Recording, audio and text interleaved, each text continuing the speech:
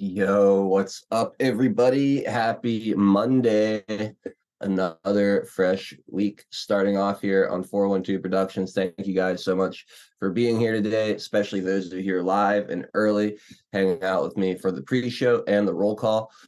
Jump in the chat wherever you're watching, say hello. We'll give you a little shout out, and we'll get this officially started at the top of the 4 o'clock hour. As always, I see B. Frazier out there. Says, I need some prayers for my granddaughter, Naomi Joy. She just graduated college and started teaching this year, diagnosed with a brain tumor. Oh, man, B. Frazier, that is really sad to hear. Yeah, definitely all the prayers and prayer warriors out there. Please put out some love for Naomi Joy, and she could recover from that. And it's good to see you, B. Frazier. I really do hope and pray that Naomi is okay. Q-Boys, Silbor, Lucy Anders, Lena Vincent, Spicy Chemist, Powdered Sugar, John Q. Little crowd over on D Live today in the mosh pit. Good to see you all out there. Shout out to all of you watching on Rumble. There's not many of you there, and only our mod Joe Elaine chatting right now. So good to see you, Joe. Hit that thumbs up button for us if you're watching over on Rumble. Shout out to the Cloud Hub, Odyssey, and Twitter viewers out there. Appreciate you guys tuning in as well. And of course, pilled.net, the comfy bunker, and the exclusive home for the second hour of today's broadcast. So make sure you guys who aren't watching on Pilled find your way over there to check out the platform, because it is fantastic. And again, the only place to watch hour number 2. We'll talk about that more, though, later on in the show. Let's start by saying hello to all of our friends over there. Make sure you jump into the chat on Pilled so I can give you a little shout out here. Lightspear, Lance in their first due diligence. Floyd not far behind. We got Amos out there as well. Packers 412, Lyle, Jenny, hope you guys are having an awesome afternoon. Ken, Chris, great to see you. HL Paco, welcome. Patriot 714, how we doing today? Of course, Joe Lane, keeping the chat super comfy. We love you, Joe. Thank you for all that you do. Floyd with a cookie, a Margarita Monday cookie to be specific. Thank you so much, Floyd. Appreciate you kicking off the gold pills today. There's Curious One. There's Jenny. Good to see Lyle's other half popping on in. R. Harrell, welcome. Great to see you. Barb Robbins in the chat today. We got my man Roy Stones and Bones over on the West Coast hanging out with us from California. What's up, Roy? Hope all is well. Laura Y repping the 412. Let's go, Laura. How we doing? Mama Patriot 79, Mad Joker, Tweety 52 in the house. Good to see you all. Flyer 763. What's going on? Good to see you. Range Pony and Nancy Salty Beaver hanging out today.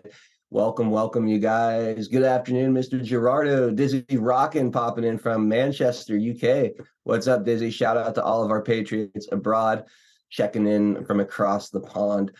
Sturgis 55. It's great to see you, and thank you so much for the fleet. That's super generous. Before we even started the show, amazing. Thank you so much.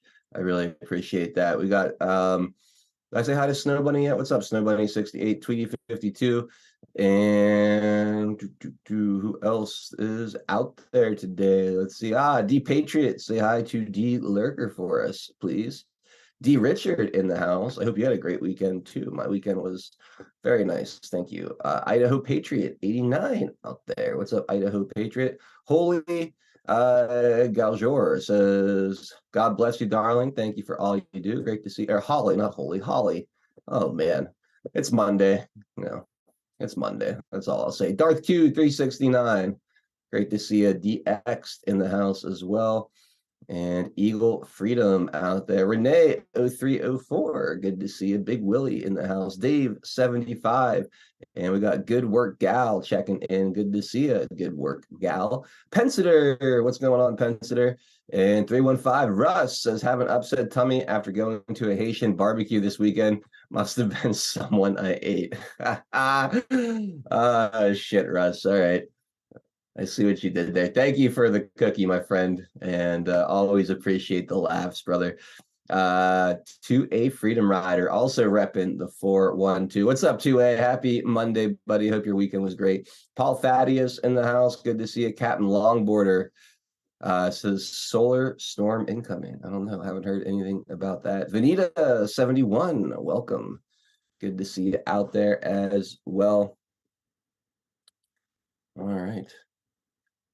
We got Andy Social 17, Trump Love 77, and Sulfanol over on Rumble popping on in. Good to see you guys over there. Nezercat is Wyoming in the house. What's up, Nezercat? Quilting on, Dread Quarters. Good to see you all. Hope all of you guys are having a wonderful, wonderful start to your week. And hey, there's Kevin's Chaotic Coffee checking in, co-host of the No Prisoners podcast. Great to see you, Kevin. And a big shout out to the whole No Prisoners podcast fam, 45-1 Actual, Feisty Agent Mango, Kevin, the whole crew over there, a bunch of badasses. So always an honor to have them in the chat hanging out with us today. Go check them out Monday, Wednesday, and Friday from 10 a.m. to 1 p.m. Eastern time right here on the home of free speech, pilled.net. Spirit 554, General Buford, Patriot Drummer, the Gray Man. What's up, guys? Good to see you. Always in Texas, popping on in as well. Welcome, Mr. TZO in the house. What's up, my friend? Great to see you. Cycle Chris, good to see you as well. And all right, we made it. It's 4 o'clock. Let's get this show officially on the road. We'll be right back in just a few minutes. Running Patriot, Brian 1871. What's good, guys? Good to see you out there. Wisconsin on Biatch. Looks like the Pinata Holics are all starting to roll on in. What's up, boys? Blanc, thank you for the cookie. I appreciate that. And shout out to all of you guys popping over from Thinking Logically. I hope your phones are still intact. I hope your sanity is still intact. And yeah, I hope your blood pressure medication is doing the trick. Mixed picks, good to see you. All right, though, for real, let's start the show. We will make America strong again. We will make America wealthy again. We will make America proud again. We will make America safe again. And yes, together, we will make America great again.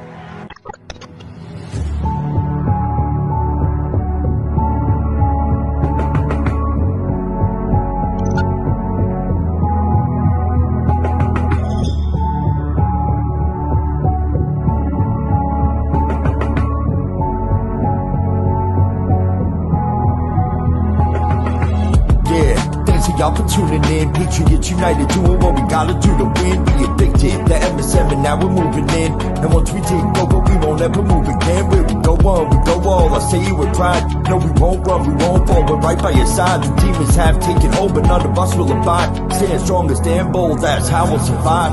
412 is the production, Monday through Friday, deplorable discussions. We're making it hard for the two states to function. Every time they switch up the narrative, we debunk it. Adult hero is the power that's controlling the flight. With all the patriots behind them, cause we're all in this fight. So many rhymes for so long, but we're giving them sight. Trapped in the world of darkness, but we're bringing them light. You may even find yourself in a different life. A lot of us have, and honestly, that's perfectly fine. Because exactly where you are at this moment in life is where you're supposed to be at this moment in time. It's all by design, the patriots are holding the line. They must have lost theirs, thinking they're controlling our minds. So many trapped in mental prisons don't know they're confined. They're just slaves in the system till the roles are assigned. That's sad, the good news is that we're waking them up. They have monopolies on minds, but we're breaking them up. Everything you thought was news, they were making it up. When we ascend, all the tyrants won't be making the cut. Let them all burn in the hellscape they create. We the people already mapped out our escape. We hold each other by the hand as we all elevate and go to a different place. They can never get chased. When I look into the future, I can see that it's bright. When this history is written, they will see that we're right. We formed our own community and the circle is tight. But I expand the circle with every word that I write. The pen is sharper than the sword when you wield it with might. Why do you think they try to kick us off all the sites? These people hate defeat America, punish us out of spite. We are the beacons of hope in the darkness of night. So let's go, strap in, yeah, get ready for the ride. Watch the water, we're witnessing the turning of the tide. Feel the passion and the fire that you got burning inside. Take the narrative they're feeding you and turn it to the side. We're alerted to the lies, we're preaching with the truth. We know the plan they devised, they're invading the youth. Now we're only incentivized to start raising our boots. These demons all weaponized. Now we're raising our troops. Now we're raising the boot and sounding the alarm. Remember that it's always darkest before the dawn. Life is a game of chess. They want to use you as a pawn. You're only useful until you're not useful. Then you're gone, but not us. We're on the right team where we belong. Everybody is invited, so come follow along. We refuse to say things are right, knowing they're wrong. Admiral Nero, take the mic and take flight, 'cause it's on. And now, straight from the Steel City, it's your host, 412 Admiral Nero.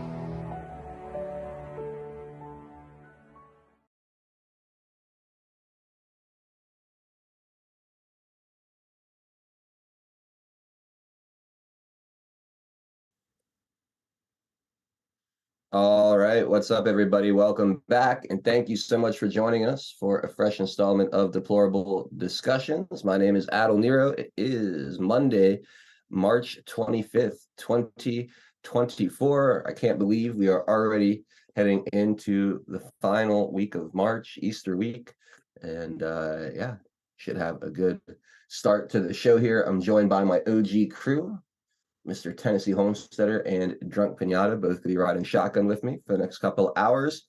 TN, great to have you back on the panel, sir. Hope you had a good weekend. It was fun chatting with you during the Saturday morning chat. Yeah. And good to be back, man. How are you? Doing good, doing really good. watching the DWAC. Oh, is it skyrocketing right now? It's at 49.10. It peaked. It was at 50 a little while ago. It's down 85 cents from that, but no biggie. Yeah, not too shabby. No, not at all. Not at all. And it cracks me up because the top ad is from an article from March 25th. It says, DWAC investors who backed out of from the merger deal with Trump Media took significant losses. Yeah. and the guy's Trump's. I mean, from the ongoing estimates, he stands to make $3 billion at minimum. Yep. So, laughing to the bank all the way. Of course, it's unrealized gains so far for me, anyways. But right. Well, hey, if the Biden administration has their way, they'll be able to tax you on those before long. Yeah, before I even do anything with it. Okay, don't burst my bubble. Well, hopefully they'll never truly get the opportunity. But we know those psychopaths want to be able to do that, which is absolutely shit. No, I mean, they have to do something because their world's falling apart. It is truly falling apart. So, yes, it is. Well, excellent, T. I'm glad you're here helping us kick off the week, sir. yeah. Let's go to Drunk Pinata next. Pinata, happy Monday, buddy. How was your weekend? Fairly good. Just had Pinata Senior joining me, so we had some fun. Nice. That's cool. So you had dad in town. That's fun. What did you guys do? Anything interesting?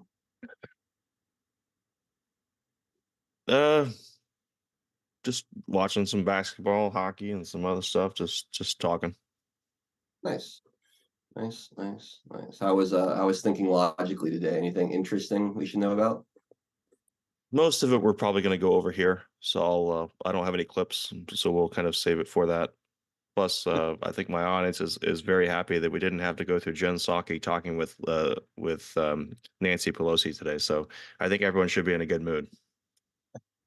Fucking, that's like what do you call it, like a horror movie mashup? The Crypt Keeper. That's a Chucky. That's 2/5. What's that? Yeah. That requires 2/5. One for her, one for her. Not enough paper bags in the world to fix that situation. That reminds me. On Sunday, the scripture, right, was about women in the Bible. That was the discussion, right, at church. And and the preacher starts talking about women in real life, in our world, right, that have done significant things. And one of the ones he mentions was a lady that invented the brown paper bag. And I started cracking up. I couldn't help it. I started laughing my ass off. Because it was like, yeah, I wonder what she looked like. That's awful, but hilarious. I know, I didn't say it out loud. Anyways, I said it and then immediately asked God for forgiveness. yeah, exactly. They know me at church. Because I'm the one that always smarts off. I don't even. Oh, wait, sorry. One more story. So he's going through it and he talks about. So on Friday, right? I wasn't on the show because I went to pick up a friend at the airport, right? And then we went out to dinner. So we drove his truck and his wife on the way back. It was raining, so I drove because he can't drive very well at night, and his wife doesn't do well driving right at night in the rain in particular. So I'm driving and she's talking about that I didn't have the windshield wipers going fast enough. Now I'm the kind of guy that basically doesn't have to have the windshield wipers flapping at 100 miles an hour from a light rain, right? Mm-hmm. So I wait till the windshield has water on it for it to run. So she says, "Can you speed up the windshield wipers?" I turned to her and I said, "Who's driving here? You or me?" Right? So anyways, at church, one of the ladies that's mentioned is the one that invented the windshield wiper. So I slowly turned, because I'm sitting in the front view, they're sitting in the back. I slowly turned and looked at her. Sorry, I'm having a good time. Yeah, I love it. No, I love it. I love hearing you so jovial on a Monday afternoon. That's good stuff. Well, actually, I do have one thing for you. So apparently oh, come on. They changed things in Zoom. Why are they changing this? Hopefully this works. I had an audio problem and my chat had fun at my expense. They let me go 20 minutes before they let me know that this is what they were hearing. Interesting, Scott. So interesting that the potential charge here, as I have it anyway, is unlawful. All right, is there a problem with the audio, or are you guys just messing around? Do I need to restart this? All right, let me know if there's a problem. I can reset the microphone if there's a problem. I heard that too. I thought they were just messing with me. I was like, what is going on? Saturday, right? Saturday stream. Yeah, so I went to listen to your replay actually, and I started it on Pill, and I was like, what the hell is with Pinata's voice? I was like, this is all messed up. So I actually like closed the app, reopened it. It was still doing it. And I went over to Rumble to try it on Rumble to see if it was like something with the platform. And it was the same on Rumble. And I was like, am I just high? Is that just what Pinata sounds like? And I don't realize it. Like, what the hell is going on? Because I couldn't see a chat replay. So that's so funny, man.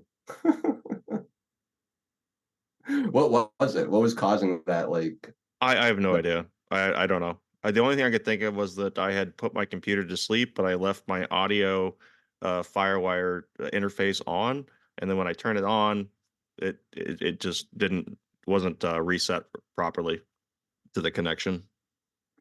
Interesting. Yeah, I definitely got a good laugh out of that though myself. I wasn't live. I wasn't there while it was going on. I think I was still live doing my Saturday morning thing when he first started, but I definitely jumped in to listen to a little bit of the replay later and got a good chuckle out of the audio for sure. Good stuff, guys. I'm glad, like I said, glad you guys are both here to kick off the week. Love being with my OG crew.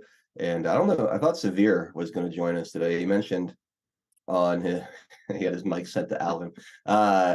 Severe said he was going to join us today. I don't know if he's coming or not, but if he does jump in, we'll certainly bump him on in here. But either way, let's take care of our sponsors, and then we'll get this underway. First sponsor is Earth Garden Botanicals. Our friend Jolene up in Montana runs this company. She's an herbalist and a health coach. She makes these wellness products up there. They're fantastic. Check out the pine needle extract, a concentrate version of the pine needle tea. Very good for detoxing the body. Great to have around, especially if you feel a cold or something coming on that you're trying to shed the body of. We've got the pine needle extract and the elderberry tonic, both really, really good to support the immune system. If you feel something coming on. Amazing CBD and hemp products like the CBD oil tinctures. They taste amazing. All the ingredients for them are locally and organically grown on small Montana farms. Flavors like orange, ginger, bergamot, huckleberry, peppermint, cinnamon bliss, and cherry. A little something for everybody there. There's CBD oil for pets, Delta 8, R&R nighttime gummies to help you get a good night's sleep. Arnica salve, a topical cream good for sore joints and muscles with CBD infused or without. Check out the fire cider, great for clearing your sinuses. I know a lot of people suffer from allergies this time of year, get all stuffed up. The fire cider can offer some quick relief to that. Elderberry tea, golden potion tea, serenity, and I mentioned the sunshine and pine needle tea. All delicious for you tea drinkers out there. Go give those a try, and make sure you load up on the critter juice. With summer just around the corner, the mosquitoes will be out and about, pestering us everywhere we go. The critter juice is effective. It smells good. It's not oily and gross on your skin. You barely even realize you're wearing it, if at all, other than the fact that you're not getting bit up and eaten alive like I do during this summer. So go check out all these amazing products at earthgardenbotanicals.com. Promo code 412 for 10% off your order. And then let's do this. We haven't done this in a while. Our other sponsor today is Integral Networks, integralnetworks.com. Volume all the way up, everybody. Are technology issues driving you crazy?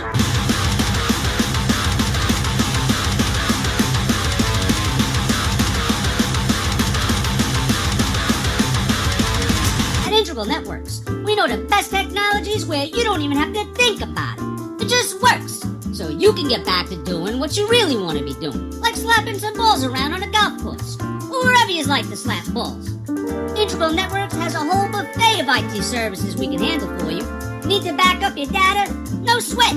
Cybersecurity? Forget about it. We'll keep your stuff safer than Hunter's laptop with the FBI. How about a cloud workspace so you and your team can work from anywhere? That's our specialty. Whatever IT service you need, we got you. It's all about us giving you the one thing you really need, peace of mind. Not to mention, you'll be saving tons of dough. Don't be like these jerks. Call Integral Networks today. Integral Networks.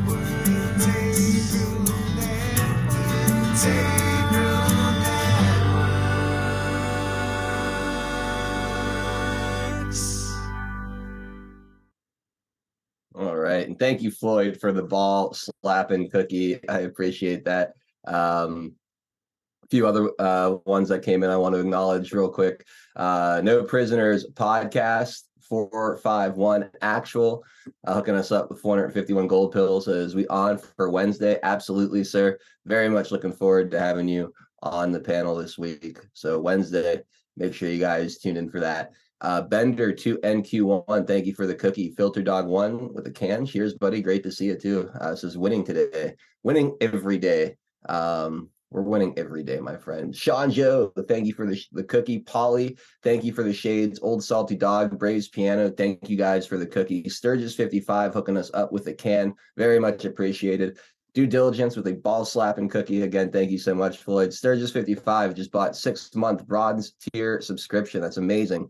Appreciate that very much, Sturgis. Shout out to all of our monthly subscribers. Appreciate you guys so much. Sean Joe, thank you for the cookie. Average Joe Patriot hooking us up with a can. Cheers, my friend. Great to see you in the chat. Again, thank you guys all so much for your support. We're already at, and thank you, Filter Dog 1. Oh, I'm sorry. Well, thank you for the can, but that just jumped on me there. It looked like you put another one out there. We're already at 5,451 gold pills. That's amazing. I really appreciate it. Keep them flowing. We'll keep interacting with those throughout the show. And hit that red pill button for us on pill.net. Make sure you repost the show as well. Share the link wherever you're watching. All you guys on Rumble, please hit the thumbs up button for us on your way in as well. And good stuff, everybody. Let's get started with this right here. Oh, That's not what I wanted to happen. Trump says he'll post $175 million in fraud case after new court order. So the Appellate Division, First Judicial Department of the New York State Supreme Court is granted a stay of enforcement on the $464 million judgment on former President Donald Trump, with conditions allowing the Trump Organization to avert having assets imminently seized by the New York Attorney General. The order came after defense attorneys argued a $464 million bond was impossible after having contracted 4 brokers to negotiate with more than 30 companies. Sureties don't issue bonds that big for private individuals, and even if the Trump Organization was a public conglomerate, they could issue such a bond to it. It would require some $570 million in cash to cover additional premiums. The court's conditions for lowering the bond include President Trump posting $175 million within 10 days and the other orders on the judgment going into effect. The judgment permanently bars former President Organization CFO Alan Weisenberg and Comptroller Jeffrey McConney from serving in financial control of any New York business entity, permanently bars President Trump, Mr. Weisselberg, and Mr. Connie from serving as an officer or director of any New York corporation for 3 years, bars President Trump from applying for loans from the New York financial institutions for 3 years, and bars Donald Trump Jr. and Eric Trump from serving as an officer or director in New York for 2 years. There was no stay requested for the continuance of an independent monitor overseeing financial matters in the Trump Organization or the installation of a compliance officer, and that will continue. The stay is conditioned on the appeals being done by September. President Trump was attending a hearing regarding the trial date in a separate case at the time, and during the break told reporters that he would be posting $175 million quickly. And we'll get to his statement here in a second. But anyway, there you go. My question is, should this go to the Supreme Court? Because this is an Eighth Amendment violation by Attorney General James here, Letitia James. The Eighth Amendment is supposed to protect Americans from cruel and unusual punishments, and more importantly, excessive fines, which I would say a $500 million judgment in a case like this where there was no victim, no money lost, right? $500 million seems a little bit steep to me. So I feel like there's a lot of different avenues for Trump's legal team to push back on this. What are your thoughts, guys? I mean, this is good news for Donald Trump, obviously. The appellate court cutting down this amount of money by more than 50%, giving Trump a chance to actually appeal it without completely breaking the bank or having to financially strain himself that much. So I feel like this is a big win, at least in the short term. Yeah, it allows them to appeal now the original ruling. Mm-hmm. So as far as the Eighth Amendment goes, well, it'll be up to Trump's team to file it. I'd say he's got grounds, but I think that the first battle was to get the appeal. And I think that might be the angle, to wait and see what happens with that appeal before going to a higher court. Yeah, that makes sense. Because I think the thing he's got to do here is demolish the New York case in New York. Yeah, I think that sounds right to me. That's where you would start. Yeah. And I can't remember the name of the case, but there is legal precedent for the Eighth Amendment, or for the Supreme Court to step in and protect somebody with the Eighth Amendment on a state charge like this. I can't remember, I think it was on Charlie Kirk's show, maybe I heard someone talking about it, but that is definitely an avenue that they can take. There is legal precedent there for the Supreme Court. I'm not so sure the court will do it on their own, although there's precedents, because with this lower court decision, there's no reason for the court to jump in, right? It's more or less maybe after the appeal, because what Trump is pushing now, from what I've seen him say in his interview or his presser, and what he's putting on his Truth Social is, prove how you come up with the numbers. Mm-hmm. You're the one that making the numbers up. Prove how you did it. And I think that might be the angle of waiting, because then if it's basically which we know it's judicial, basically what do they call that? Well, it's interference, we know, from the election, but basically it's judicial activism in this particular case, and everybody under the sun except for the twits on Twitter are the ones that are basically saying this is nuts. You know, all legal aspects, like the bobbleheads on TV don't count because they're being paid to say that. But when you have Turley going out there and basically saying this is crazy, you have, you know, the guy from Shark Tank is going, this is crazy. It's interesting. Yeah, you bring up those two people, Tien, and it's interesting because they're both saying it's crazy, but from completely different perspectives, right? Like Jonathan, constitutional scholar, he's coming at it from just a straight angle of legality, constitutionality of what they're doing. And Kevin O'Leary is a developer, a business developer, and investor.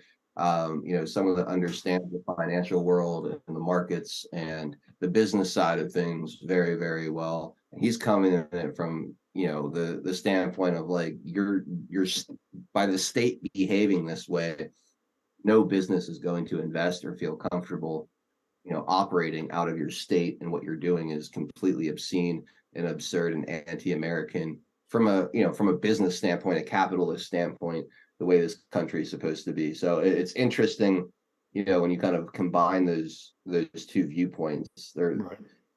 Really I wonder if they would sue somebody, if Letitia James would sue somebody if they undervalue their property. Wouldn't that be the same thing as fraud? Yeah, I mean, right? Yeah, I guess so. And she's caught in her own fraud, because Trump put out an article, well, two articles he put out, one about Bragg and one about, not articles, but basically they're Washington Post articles. One of them is related to Bragg and the falsification of the evidence there. And then there's another one where Letitia James is caught up in a very similar situation that she's charging Trump for. So, yeah, I think this is working out. There's the article, Adel. So this is the interesting thing. So essentially, she's taking the opposite side in a different case where there's actual evidence of people falsifying things. All right, let me take a look at this here. Irish Society, an unpaid loan, and the hypocrisy of Letitia James. So to celebrate St. Patrick's Day, here is a tale of financial shenanigans at the American Irish Historical Society, in which Trump deranged New York Attorney General Letitia James is hoisted by her own petard. It involves a grand old building on Fifth Avenue, an unpaid loan, a fading family dynasty, a James Joyce theatrical production, which almost ended in fisticuffs, and hypocrisy from the AG as obvious as a glass of green beer. It all began with James Doyle, a wealthy Georgia businessman with a love of his Irish roots, joined the board of the nonprofit society, whose crown jewel is a rare Gilded Age mansion at 991 Fifth Avenue, right across from Central Park and the Met. Over the years, financial mismanagement and misfortune had befallen the society, and it was facing foreclosure. So in 2017, the board turned to Doyle for a $3 million loan, structured like a private mortgage. He was told that the Bureau, or Bauer, B-A-U-X Arts, I don't know how to say that, Bauer Arts townhouse was worth $80 million that included valuable air rights. However, the society only made a few payments, and Doyle soon found things weren't quite as they seemed. The society had been dominated for half a century by the Cahill family, and President Emeritus Dr. Kevin Cahill was accused of treating the townhouse as his own private club, with one of his four sons, Christopher, becoming its well-compensated executive director, according to the New York Times. Christopher earned $88,459 in 2020, between $134,768 and $179,402 in previous years, according to IRS returns. Cahill, a tropical disease specialist said to have treated Pope John Paul II after he was shot, reportedly raised the money to renovate the mansion to its former glory when he took over in the 1970s. A stocky man with bushy white eyebrows, he would dress each year in morning coat, an Irish tricolor sash, to preside over the St. Patrick's Day parade from its Fifth Avenue balcony. He held a grand annual gala where he was hand out gold medals to the great and the good. Then in 2019, his son Christopher, then 55, got embroiled in an ugly confrontation with the director of the Irish Repertory Theatre, which was staging a play in the townhouse adapted from the James Joyce short story, The Dead. Quote, "I'm going to kill you, Ciaran," yelled Christopher while lunging at the director after the performance, according to the Times. The society's financial woes and dysfunction had reached a crisis point by 2021 when Cahill tried to sell the building for $52 million, later reduced to $44 million. He died the following year and in stepped the New York Attorney General, citing a petition she had received opposing the sale. She announced that by state law, any sale of a nonprofit asset had to be approved by her, effectively kiboshing the plan. Quote, "It's an amazing place," James gushed to the Irish Voice. "We had to save it. I had to save it. One day people can come in there and enjoy it again," which was all very well, but Doyle was still owed $3 million. At the AG appointed an interim board of directors, and Doyle was persuaded not to try to collect his money or foreclose on the mortgage before July 2023. But by August 2023, he still hadn't been repaid, so he initiated foreclosure proceedings and promptly was blocked by the AG, who claimed the mortgage was invalid because he was a board member.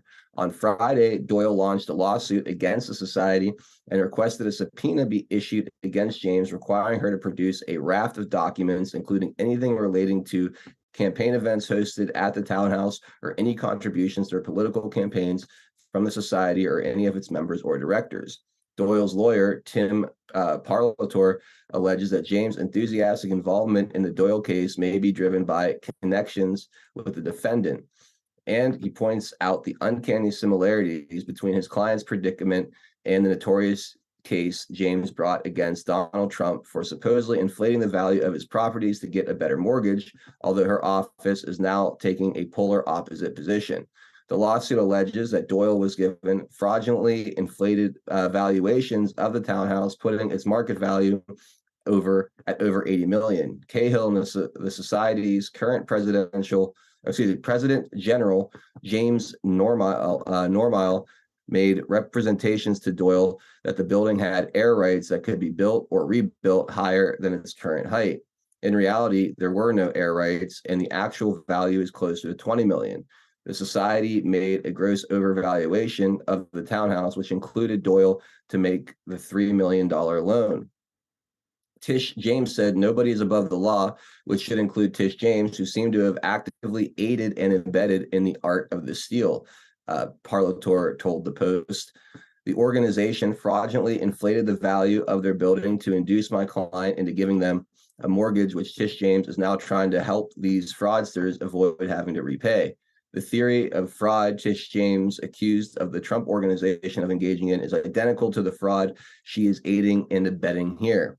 James has come down on the side of the society against its lender, Doyle, and yet in her signature case of People versus Trump, she took the opposite position, holding that where an organization inflates the value of a property to obtain a loan, that is fraud, even when the lender was aware of the actual value and was paid in full, Doyle's lawsuit says.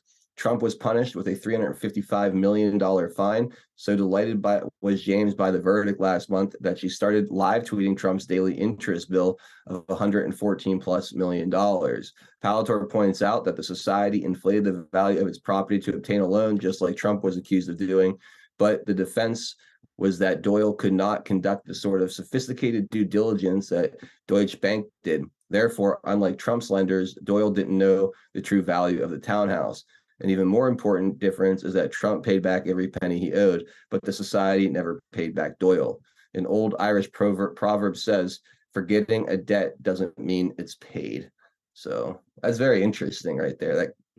And if you guys recall, Tim Parlator, the guy that's there, was a former Trump attorney.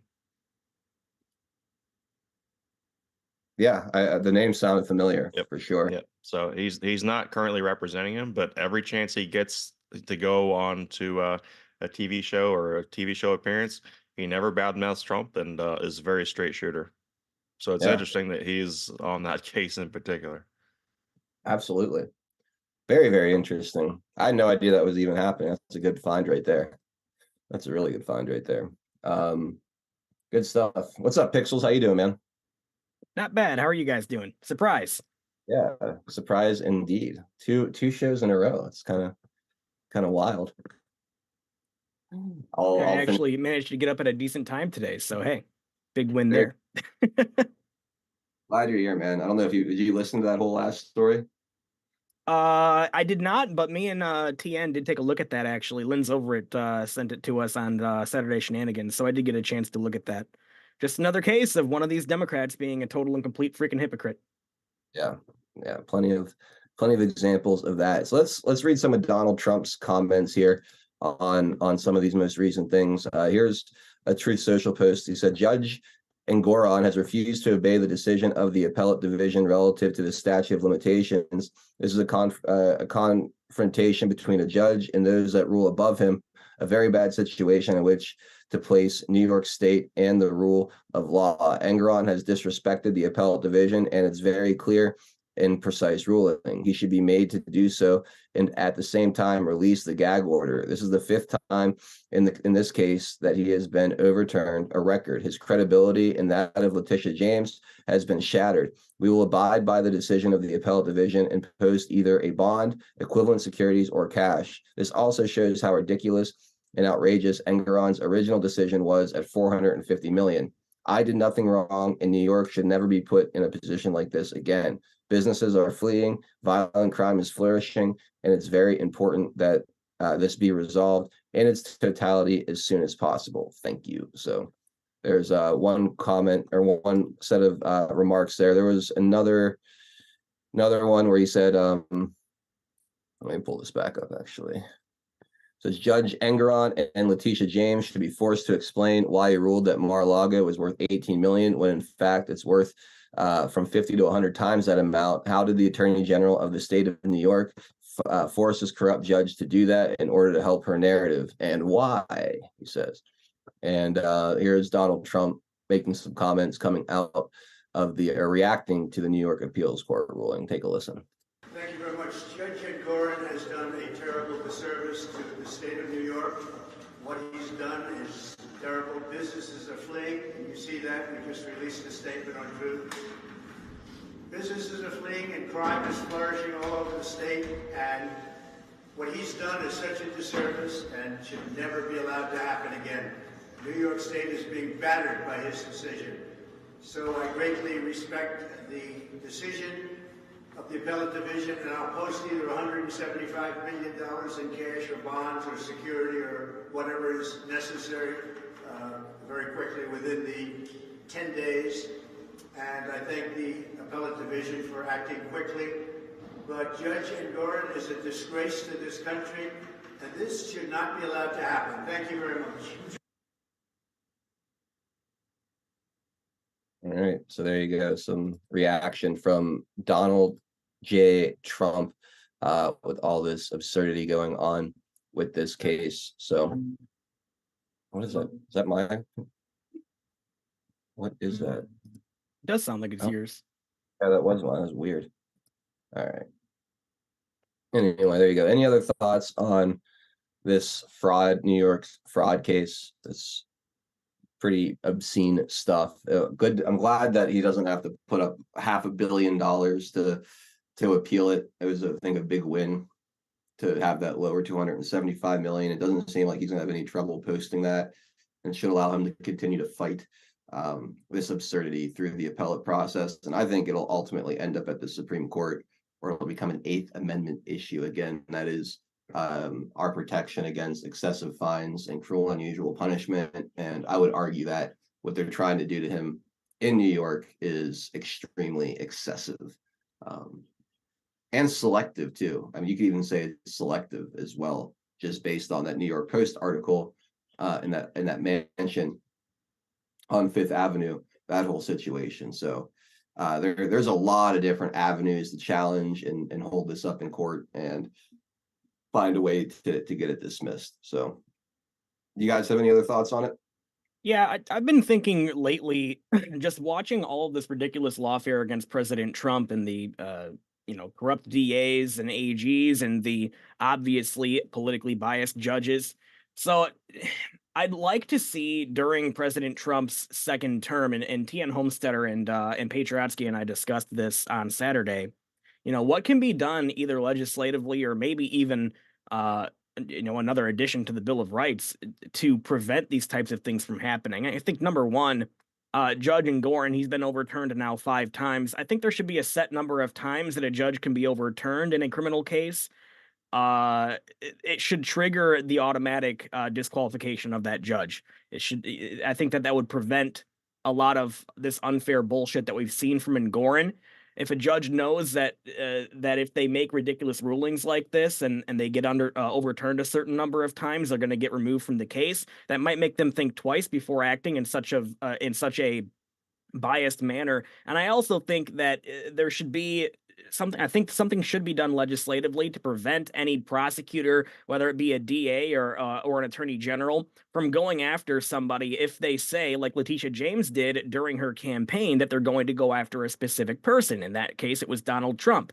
If somebody says that during their campaign to be either a DA or an AG, they should be stopped. They should be prevented from going after that person if they actually end up getting the winning the campaign. Even so, you could go even further than that and say, basically, if you say you're going to go after a certain person during your campaign, you're disqualified from holding that position because you're obviously just a political hack. So that's my thoughts. I think that something needs to be done legislatively and maybe even to the level of a constitutional amendment to stop this ridiculous bullshit from moving forward, because they're going to continue doing this for as long as they're allowed to.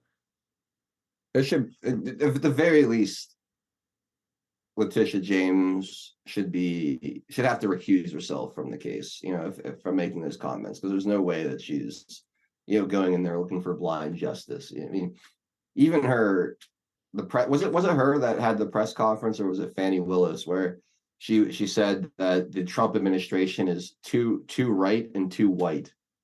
Was that her, or was that? Yeah, it was her. I mean, it was Letitia James. Yeah, so I mean, she's racist. She's obviously biased, personally making it personal against Donald Trump. Has no business being involved in this persecution. It's not really even it's a civil case technically, right? So it's not even a criminal case. But it's absolutely insane that she's able to be a part of that. I guess maybe the fact that it is a civil case and not a criminal case gives her a bit of padding there. But I agree, Pixels, something should be done when you have someone that's openly running for a position to go after a certain individual. Too male and too pale. Mr. Gerardo said that's what it was. Too male and too pale. Was that the quote? It was something about being white. Yeah, it was that. Too male and too pale. I guess they wouldn't want me in any position, because check this forearm out. And they don't seem to have a problem with what's her face? Shit, never mind. The Hochul? Nah, I forgot the latest heartthrob of the left, singer, whatever. Never mind. Not important. Because she's as pale as can be. Taylor Swift? Yeah, there you go. I couldn't think of her name. She's so much in my thought process, I couldn't think of her name. You're a closet. But it would help if I'm going to make a joke about it, that I should remember her name. But yeah, but she's just not. She may be too male and too pale. I don't know.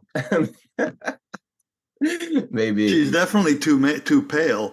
I don't know about too male, but she's definitely too pale. Jerry's out on the second half of that, I guess. All right. Let's move on from that, and let's do this one here. This was actually pretty interesting. Pixels has a meme about two male. Wait, do I? I'm confused. Yeah, I sent it to you over the weekend. Oh yeah, I remember now. That was pretty funny. It gave me a good. I almost spit out my freaking coffee when I saw that. I'll send it to you, Adel. It's not for air. It's not for the show. We'll take a look at that offline. All right, let's do this. Former Defense Secretary says January 6th committee issued latent threat to keep quiet. So former Trump Secretary of Defense revealed that he was pressured by the House January 6th committee into staying silent about claims that the then President Donald Trump authorized the deployment of National Guard troops before the breach at the U.S. Capitol on January 6, 2021. Speaking to the Daily Mail on March 23rd, former Acting Secretary of Defense Chris Miller, who was only on the job for about 2 months, said that members of the Democrat-led panel used aggressive tactics after he spoke to several media outlets about the Trump authorization. The final report from the January 6th subcommittee, which was dissolved after the current Congress took over, claimed that President Trump did not authorize the deployment of the National Guard. In 2022, Mr. Miller appeared on a Fox News segment along with former Trump National Security official Kash Patel in an interview that he said hit a nerve. Quote, "The two of us were on the Fox News show, and the next day, my lawyer got a call from the January 6th staff director. I forgot exactly who it was, but basically saying very legalistic, well, if your client has additional information he wants to share, we'd be happy to give him re-interviewed. Have him re-interviewed," Mr. Miller told the Mail. It was more that latent threat of, if you want to keep going on TV, we're going to drag you in here again for additional hours of hearing testimony. So that was the nature of the whole thing. It was the latent threat of government continuing to intrude into my life. The former defense secretary added that he did not have the resources to continue the battle with the January 6th committee and didn't want to face any more depositions. Instead, he kept to himself and did not discuss how the panel allegedly targeted him. Quote, I didn't talk about it with anybody else because the fear of the concern, he told the outlet. I wasn't communicating with anybody because I knew any interactions I had on it would result in me having to acknowledge that I'd been in communications with other people. And then that just sort of opens up a whole can of worms with the investigators that I didn't want to do. The former secretary said it was much easier just to not be involved with anybody or talk to anybody about this stuff because it was going to cause conflict and difficulties with the investigating team. Mr. Miller added that it was clear that former Representative Liz Cheney was running the January 6th panel, even though she was one of only 2 Republicans on the committee. He said that he believed that Ms. Cheney, who lost the 2022 Wyoming Republican primary to the pro-Trump Harriet Hagman, was not happy with the optics of Mr. Miller appearing on television and going against the panel's anti-Trump narrative. Ms. Cheney and other members of the January 6th panel will likely attempt to downplay his claims about the National Guard authorization, Mr. Miller said, adding that the committee was engaging in political theater. But his recent remarks contradicted statements he made in 2022 when he told the January 6th panel that President Trump did not order the 10,000 National Guard troops before January 6th. Quote, I was never given any direction or order or knew of any plans of that nature, Mr. Miller said at the time. There was no order from the president. And this is where they took that statement out of context because there did not need to be an order. He had already been delegated, but that task had already been authorized by Trump for him to do so. But it's also an improperly asked question, and he answered it, and I think they played into it because they changed the framing of it in the second part of the question asking. Yeah, because president cannot order the National Guard. Right. Yeah. So we obviously had plans for activating more folks, but that was not anything more than the contingency planning. There was no official message, traffic, or anything of that nature. The Epoch Times contacted Ms. Cheney for comment on March 23rd, but received no response by press time. The former acting Secretary of Defense's claims come as House Republicans released a transcript that the January 6th panel kept hidden from the public. Anthony Ornato, who was the White House Deputy Chief of Staff during the breach, told the committee that he overheard Mark Meadows, who was then Chief of Staff, on the phone with Washington Mayor Muriel Bowser. According to the transcript, Mr. Meadows wanted to ensure Ms. Bowser had everything she needed. Mr. Meadows wanted to know if she needed any more guardsmen. Mr. Ornato testified, according to the transcript. And I remember the number 10,000 coming up. The president wants to make sure that you have enough. He said, he is willing to ask for 10,000. I remember that number. Now that you said it, it reminded me of it. But the committee said in its final report that it found no evidence supporting the idea that President Trump ordered 10,000 National Guard troops to be ready for January 6th. Quote, the former J6 committee apparently withheld Mr. Ornato's critical witness testimony from the American people because it contradicted the predetermined narrative, Representative Barry Loudermilk, who released the transcript, said in a statement this month. And after the report was released, Ms. Cheney wrote that people should read the committee's report, which included the 2022 Miller interview, in which he denied that President Trump ordered troops. So there you go. More and more continues to trickle out on this whole situation, but you could see again the political theater, the predetermined outcome of the committee. They were never going to allow anything that contradicted the narrative they were going for to see the light of day. And I would imagine there's going to be more transcripts, interviews, footage that'll continue to trickle out here over the next year to continue to debunk this whole January 6th narrative, and hopefully, put Liz Cheney and everybody else involved further and further, into shame. But any thoughts on that whole situation? All right, if no one has anything to offer there or add to that, we'll continue on here. An update with the hush money case. It looks like we have a trial date set. So judge sets April 15th trial for hush money case. So Trump says the attorney says defense has tremendous amount of information now. So defense attorney Todd Blanche said in a press conference after the hearing that holding the trial before the election was completely unfair to President Trump, completely unfair to the American people who are evaluating who they want to be the next president. We believe that we have a tremendous amount of information now in our hands, he added. President Trump added that he was being tried for something that's not even a crime. Quote, we have violent criminals that are murdering people, killing people. We have drug dealers that are all over the place and they go free, but they go after Trump when there's not even a crime. He said the defense maintains that what was paid to Michael Cohen, formerly a personal attorney to President Trump, were attorney fees, while prosecutors allege that a payment scheme took place to influence the 2016 elections. How is that possible? All the payments and everything was done in 2017. I tell you, when the jury starts to hear that, we're going to see something. Also, the reason why Bragg was not readily trying to get the information that he got from the United States Attorney's Office is that it is about Michael Cohen's case. And I think that what they're going to find in there, Trump's lawyers are going to find that there's a reason why they did not charge co-conspirator, unindicted co-conspirator, individual one, and now the public's also going to find out that the second crime that was needed to lift that misdemeanor outside of the statute of limitations to a felony is Michael Cohen's crimes himself, not Donald Trump. Michael Cohen, the crimes he was charged for his own issues, and it wasn't even that what he did was illegal; it was how he represented on his taxes and through his campaign finance.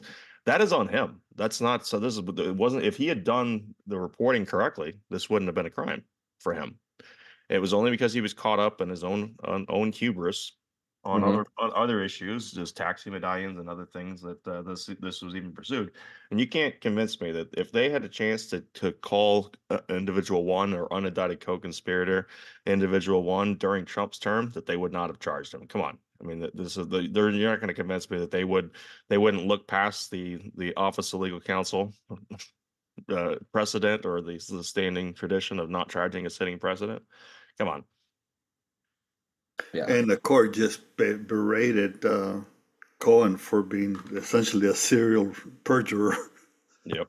Yeah, it's having him as your key witness for any criminal offense. It's not it's not a very strong case. I'll put it that way. Not a I made the comment that after the article came out, I made the comment that MSDNC just upped his pay, and Joy Reid has them double the time on their show because yeah, right. he just enhanced his CV. He's their kind of guy, that's for sure. Exactly. All right, let me read a bit more of this, and then we're going to go exclusively to Pilled. So little heads up to all you guys watching on the other platforms. Get on over to pilled.net. We've got a crazy second hour for you. Big news, big news just broke involving Puff Daddy or P. Diddy or whatever the hell he calls himself these days. We'll bring that up in a second. But it's pretty wild. So defense pushes back on trial date. Mr. Blanche argued that the volume of negative publicity would impact jury selection, pushing back on the trial date. Prosecutors argue that the publicity had been exacerbated by President Trump and was not likely to abate even if the trial was pushed back. The judge adjourned the hearing, sticking to the firm to the April 15th trial date. So the judge said the defense was given a reasonable amount of time to review the material and set a new trial date. Jury selection will begin April 15th, taking place right before Passover. This case is one of 4 criminal indictment President Trump faces, and the April trial will be the first ever criminal trial of a former president. The judge finds DA not responsible for late discovery. Judge Merchant reminded the parties that the hearing is limited to determine what prejudice was suffered by either party and what sanctions, if any, were appropriate. He found that the district attorney was not at fault for the late production of discovery from the USAO and that they have complied with discovery obligations in good faith. All right, I'm going to leave that there, but this goes on for quite a while longer, as you could see, and we're just not going to spend a ton of time reading that. But I think I sufficiently summarized what was going on. Yeah, I think so too. So we'll leave that there.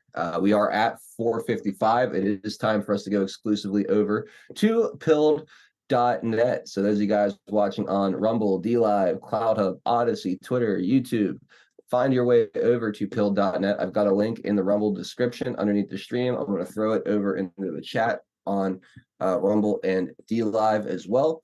Or you could simply go onto your browser, type in pilled.net. When you get there, if you're on mobile, look up top of your screen. You'll see all the live channels. We're the black and gold thumbnail, 412 Productions. Click it and you're in.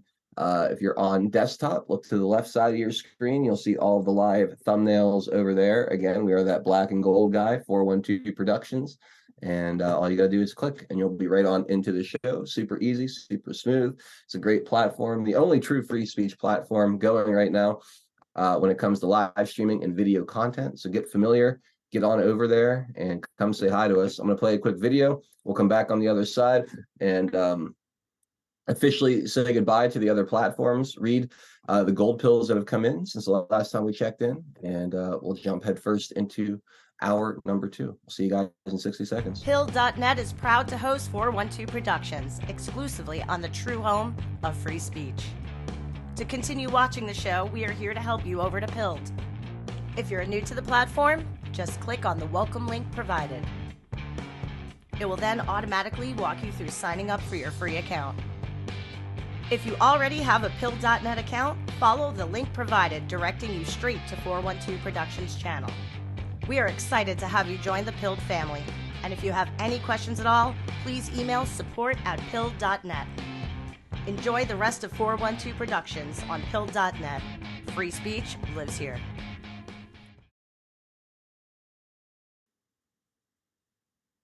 All right, and we are back. Thank you to everybody who has clicked on over and continued watching with us over on Pilled.net. I always appreciate those of you that pop over from the other platforms. Those of you who don't want to, no worries. We will be back tomorrow at 4 p.m. Eastern time for a Taco Tuesday, playing music, taking your calls, enjoying a Tuesday afternoon broadcast.